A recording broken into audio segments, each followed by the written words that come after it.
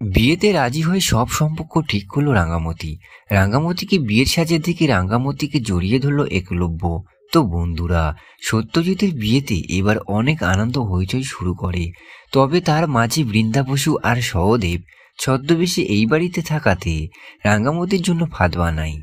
বিয়ের দিনে রাঙামতি বাড়ি ফিরে আসে। রাঙামতিকে দেখে বাড়ির সকলেই খুশি হয়। তো বন্ধুরা, এই রাঙামতি তীরন্দাজ ধারাবাহিকে আমরা সকলেই দেখতে পেয়েছি সত্যজিৎ আর রাঙামতি ঝুমুরকে উদ্ধার করতে এসে সহদেবের কিছু লোকজন ধরা পড়ে। এবার সত্যজিৎ স্যার সেই গুন্ডাদের ভয় দেখিয়ে আসল মাথার নাম জানতে চায়। ভয় পেয়ে সহদেবের নাম বলে দেয়। রাঙামতি এবার জানতে পারে গেল স্যামের জন্যই সহদেব কাজ করে। সেই ভেবে বাড়িতে ছুটে চলে যায় রাঙামতি।